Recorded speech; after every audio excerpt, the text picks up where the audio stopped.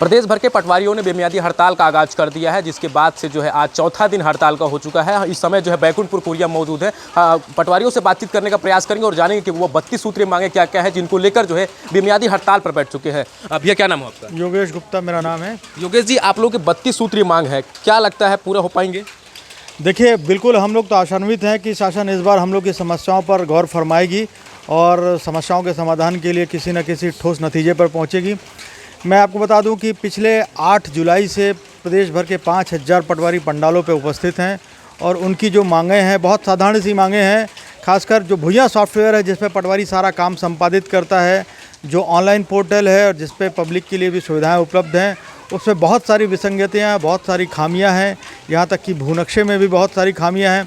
उन सारी समस्याओं को इकट्ठा करके पटवारी संघ ने राज्य शासन से बात करने का प्रयास किया, एक संतोषजनक समाधान निकालने का प्रयास किया। लेकिन बहुत ही अफसोस के साथ ये कहना पड़ रहा है कि इस दिशा में आश्वासन तो हमें हर बार मिला, लेकिन कोई ठोस जो है इसका परिणाम ना निकल सका और इसके फलस्वरूप हमें हड़ताल पे जाना पड़ा।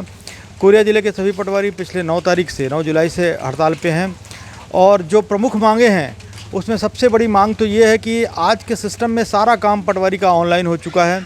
उसे नामांतरण करना है, फौती दर्ज करना है, यहाँ तक कि अभिलेख प्रदान करना, अधिलेख शुद्धता और भी जो सारा काम है, फसल की एंट्री है, Aadhaar number, seeding link, mobile number डालना है, ये सारा काम ऑनलाइन है।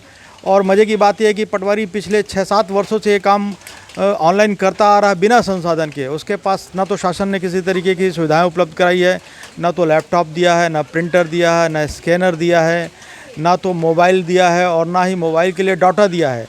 इसके बावजूद पटवारी अपने संसाधन से, अपने खर्चे से लगातार शासन का काम करता चला आ रहा है और इस समस्या के समाधान के लिए हम लोगों ने कई बार राज्य स्तर पर प्रयास किया, लेकिन हर बार आश्वासन मिला। पिछली बार भी नेट भत्ता के नाम पे 500 रुपये देने की घोषणा तो हुई थी, लेकिन उसका अमल अभी तक नहीं हो पाया।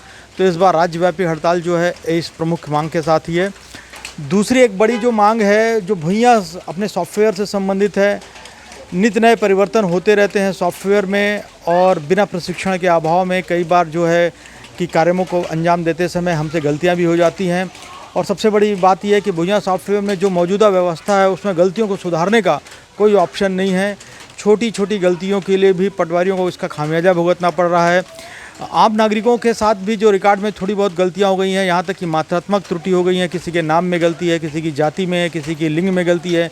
इन सारी गलतियों को सुधरवाने के लिए भी वो पटवारी पर आश्रित नहीं है, बल्कि तहसीलदार और एसडीएम कार्यालय के उसके चक्कर लगाने पड़ रहे हैं और इन सब के एवज में उसका समय व्यर्थ हो रहा है, उसका पैसा जाया हो रहा है और कई तरह की परेशानियों का सामना करना पड़ रहा है। तो इन सारी समस्याओं को हमने ध्यान दिलाया है शासन के और सचिव स्तर पर पटवारी संघ के लोगों की बात भी हुई है, लेकिन अभी तक उसका कोई ठोस नतीजा नहीं निकला है, कोई ठोस आश्वासन नहीं निकला है।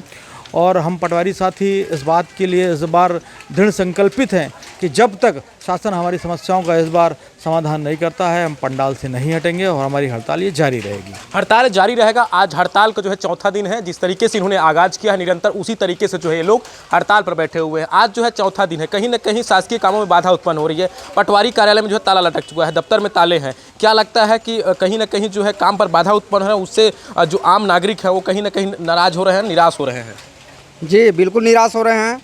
क्या है कि जो ग्राम स्तर के जो आमजन हैं उनको परेशानी हो रही है। आज के डेट में देखेंगे तो बच्चे लोग को आय जाति निवास से जो प्रमाण पत्र बनवाना रहता है पटवारी के हस्ताक्षर के बिना नहीं हो पा रहा है।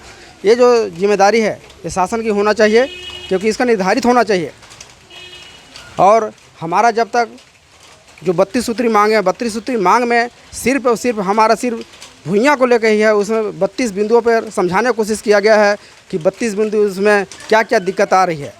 जब हड़ताल को लेकर समझाने की कोशिश की जा रही है, क्योंकि पटवारी जिस तरीके से हड़ताल पर है, कहीं ना कहीं राजस्व के काम जो है ठप पड़ चुके हैं। इसके बाद जो है अब तहसीलदार के साथ साथ जो है आरआई को भी सुनने में आ रहा है कि वो भी जो है पटवारी हड़ताल पर आने वाले हैं। कहीं ना कहीं जिस तरीके से छत्तीसगढ़ में एक बार फिर जो है हड़ताल का आगाज हुआ है, मुझे लगता है कि एक बार फिर जो है बड़े स्तर पर जो है हड़ताल होने वाले हैं। और भी लोग हैं, बातचीत करने का प्रयास करेंगे किस तरीके से आगे की रणनीति बनेगी और क्या लगता है अगर मांगे पूरी नहीं होती है तो पटवारी संघ जो है कहाँ तक जाने की बात कहती है। क्या नाम हो भाई साहब आपका? विनीत तिवारी। तिवारी जी, आगे की रणनीति क्या होगी, किस तरीके से हड़ताल का आगाज किया जाएगा? जैसा प्रांत इकाई निर्णय लेगी उस हिसाब से आगे विचार किया जाएगा। प्रांत इकाई की शासन स्तर पर बातचीत चल रही है उस पर आगे भी जैसा वहाँ का निर्णय होगा उस हिसाब से हम यहाँ विचार करेंगे। हड़ताल का चौथा दिन है, किसी प्रकार का पहल निकल पाया राज्य सरकार के द्वारा? किसी प्रकार का कोई पहल नहीं निकला है। जब तक पहल नहीं निकले तब तक हम लोग हड़ताल में रहेंगे। जब तक पहल नहीं निकलेगा तब तक हड़ताल पर रहेंगे। समझने का प्रयास करिए, कर्मचारी हैं, पटवारी संघ के जो कर्मचारी हो कहीं ना कहीं जो है बेमियादी हड़ताल पर बैठ चुके हैं और अपनी मांगों को लेकर अडिग हैं। लगातार जो है मांग कर रहे हैं कि हमारे 32 सूत्री जो मांग है उनको जल्द से जल्द पूरा कराया जाएगा। वीडियो जर्नलिस्ट शैलेश के साथ Dinesh Kashi, state TV India news Korea.